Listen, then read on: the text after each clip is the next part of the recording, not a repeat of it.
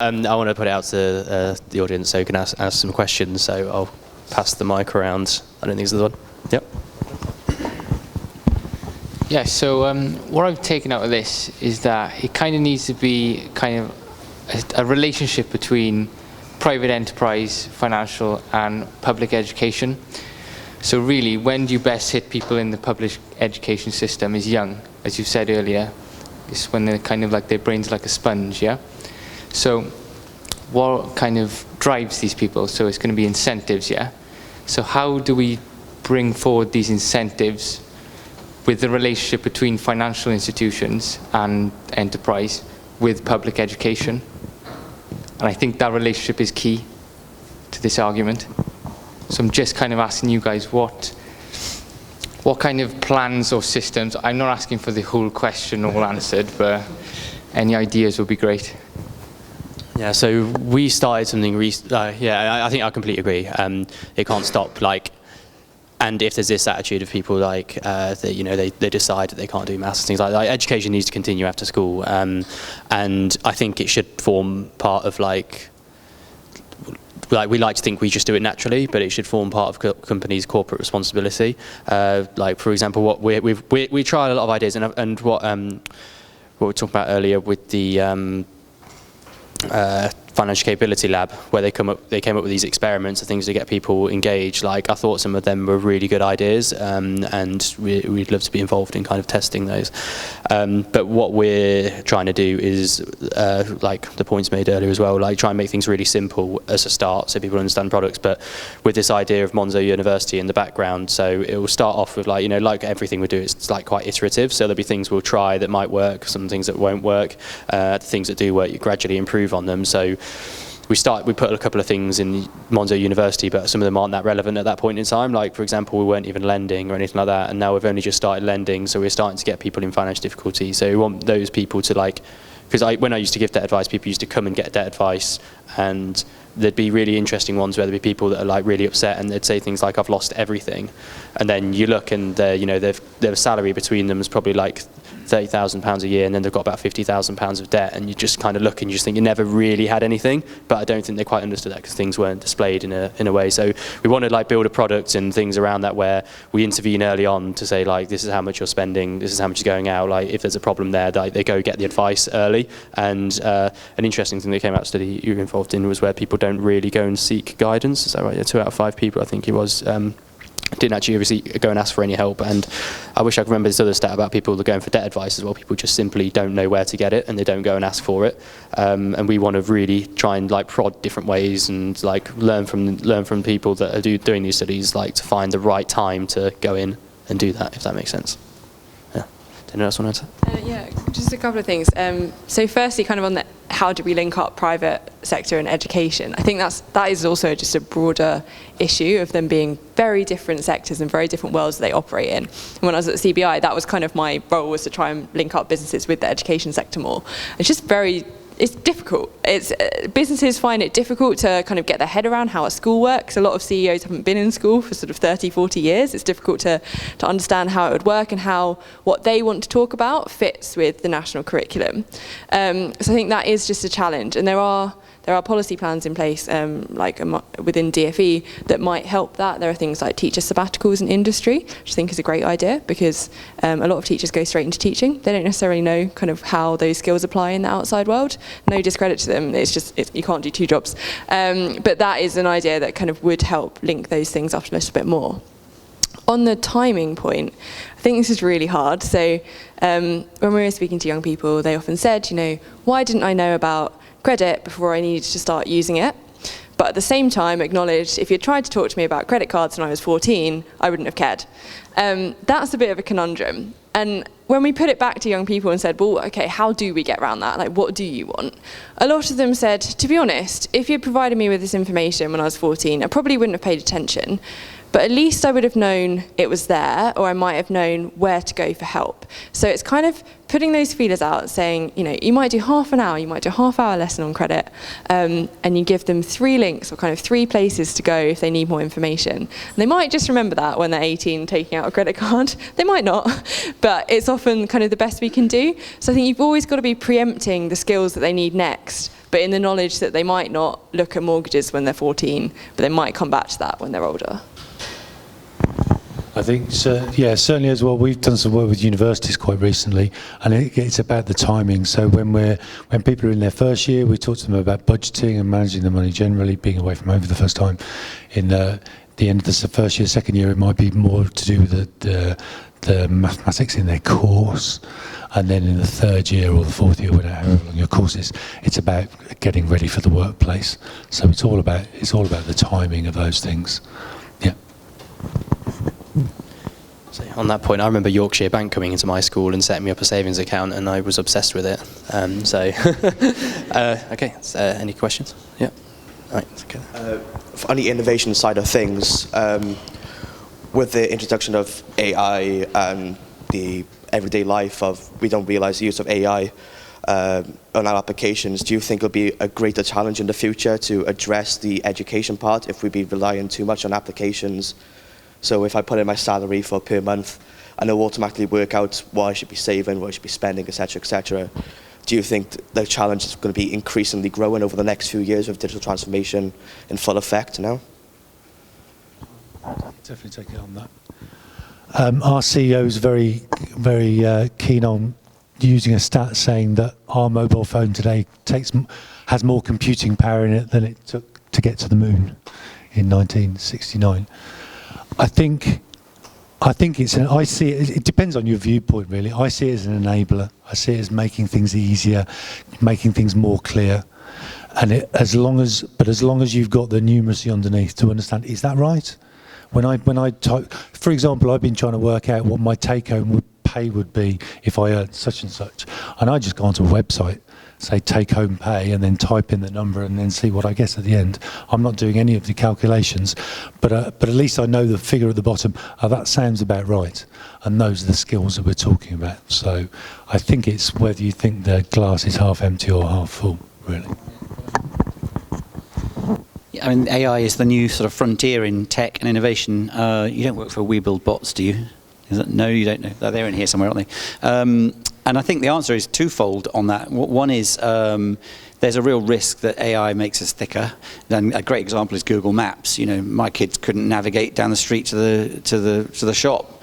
You know, when I was a kid, I went orienteering on Molton Common, and I had a compass and a map. So in some ways, it's bad. But on the other hand, you know, the big sort of new frontier in tech is chatbots. So things that can respond to you and answer your question online in a chat-like way, like WhatsApp. And actually, if you take that on 5 or 10 years, well, actually, that might be quite helpful because it can explain something to you in a way a human might explain something to you and give you a bit of sort of education and understanding of the topic, you know, as you go along the way. Of course, the risk is that we just all stop thinking about trying to understand the problem because we rely on the technology to give us the answer and stop trying to understand it, which would be bad. But I don't know whether any of you saw the Google Assistant phone call video. I'm sure a lot of you have, where you know, Google actually called out to a restaurant to sort of work out when it was opening and closing, and the restaurant person who answered the phone didn't know that was a robot calling them. And there were some quite complex interactions went on during that call. So it was a very interesting case study of where AI is going. I think it's also just worth bearing in mind that people haven't necessarily engaged with that. So a lot of the young people we spoke to, they were still giving money to their aunt, to their grandma, like in cash to save. A lot of people aren't even using online banking yet. So it's just quite interesting, just as a kind of reality check, that it might evolve, and I think this is something that we've talked about a bit internally at Britain Thinks, is whether there's a bit of a financial revolution going on for the top 10, 20% in society, but actually there's a long tail of people who are not necessarily even engaged in what we might consider quite basic forms of kind of financial tools and online financial tools. So I just think it's worth thinking about that other proportion who may, I don't have stats to back this up, but may be the ones who struggle more with financial literacy in the first place. So I'm not a teacher, but I deliver financial education workshops in schools and secondary schools in Cardiff for the Money charity, which is great. And what's always interesting is when you go into schools, the kids love talking about money. The workshop's really interactive and you get them playing with it, so they realise that talking about money is a good thing and money isn't this scary thing. but I wondered what you thought about society, and actually, do you think we are any better about talking about money? Like, this session is great. Maybe we could all just be more open about talking about money, in everyday money in day-to-day society, and do you think that is important for the population in general? Yeah. Yeah, I was more qualified to be answering some of these questions than we are.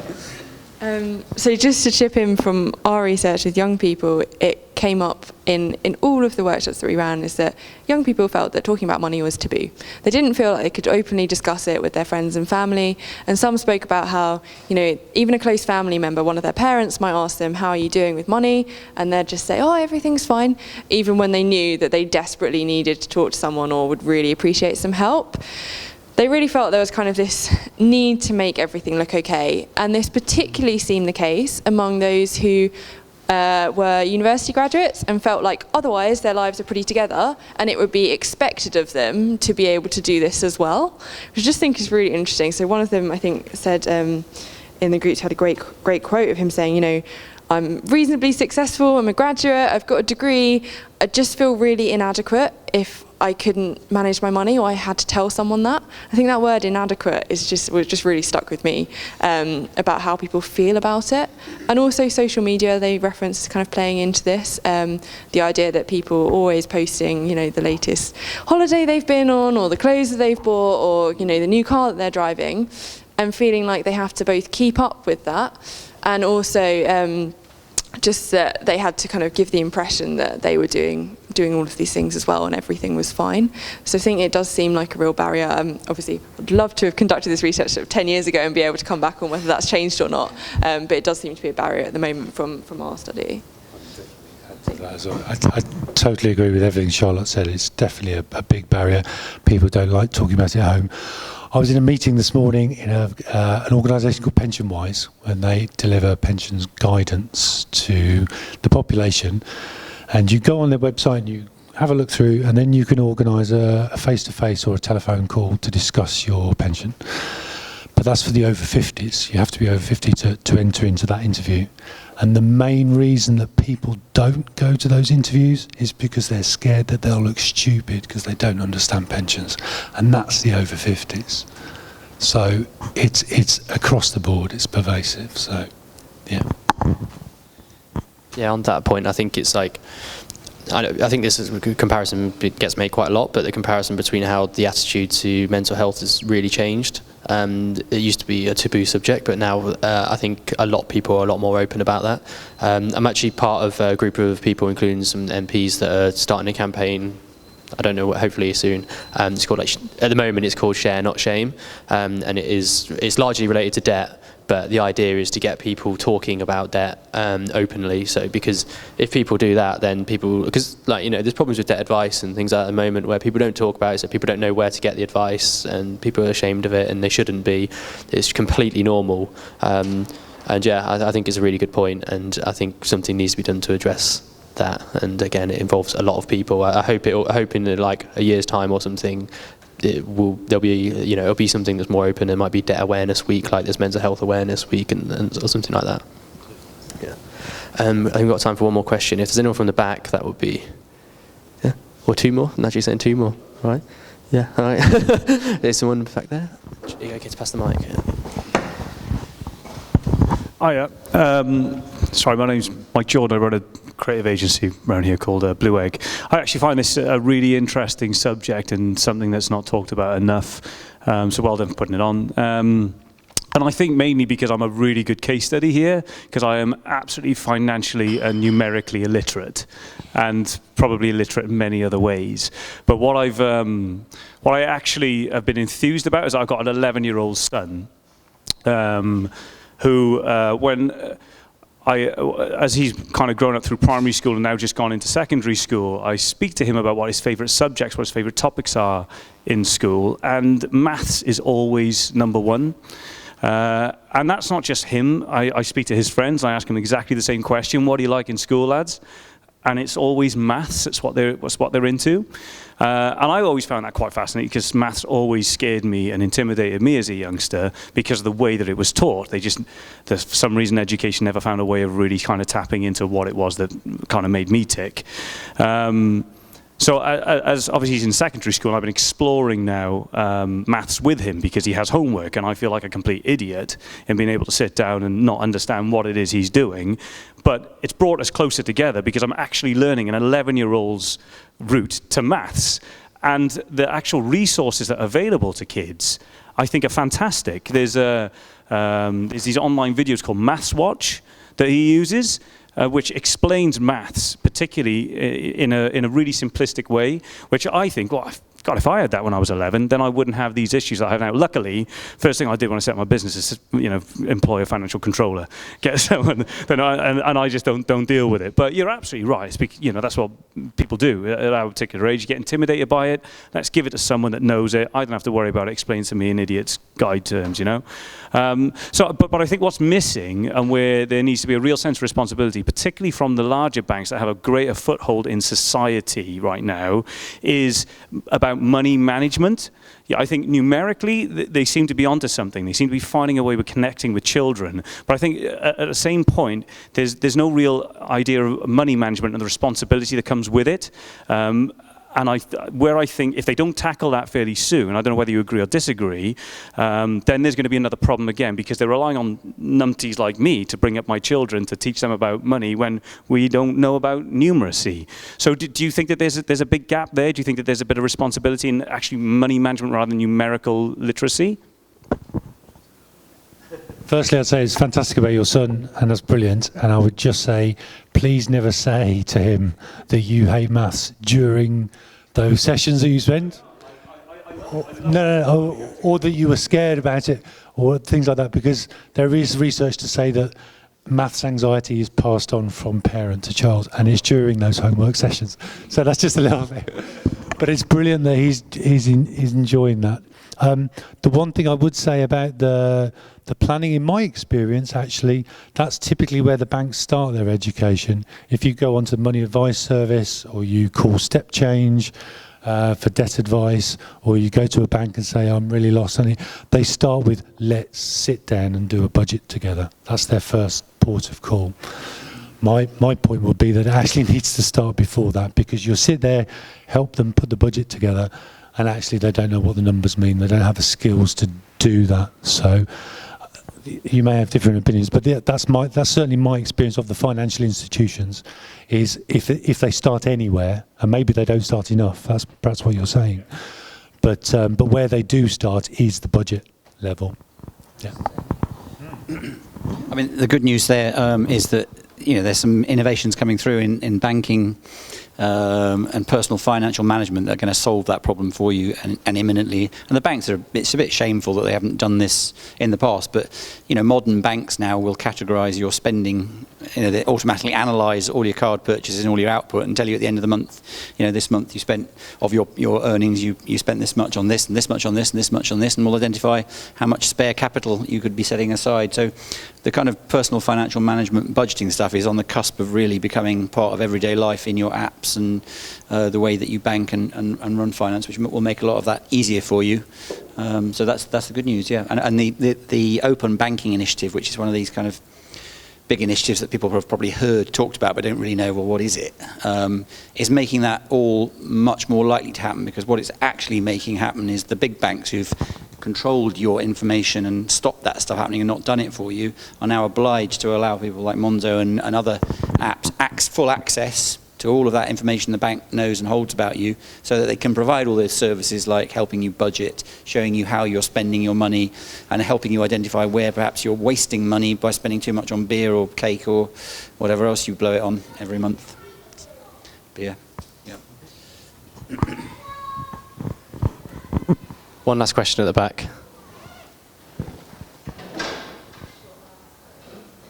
First, I'd just like to say how refreshing this is to hear. So I work in the customer experience team for a local building society. There's not that many around, so you can probably guess which one that is. We're going through a digital transformation at the moment, like many other banks are. And And as a new customer experience team that's only kind of been established for 18 months, obviously kind of our first challenge was explaining what customer experience is, and what actually designing, developing and building in a design-led and a customer-led way is. That was kind of totally new. And it would just be really interesting for me, for kind of, I suppose, particularly Richard and Stuart, from a, as you were saying, kind of with the challenges facing the regulations and stuff from the FCA, how you went about tackling kind of turning people's perspective really from being really quite risk averse and thinking we have to put everything everywhere because our customers are going to feel safer that they're there, to actually turning it into something that A, customers can digest, and B, makes it just such an easier experience for the customers.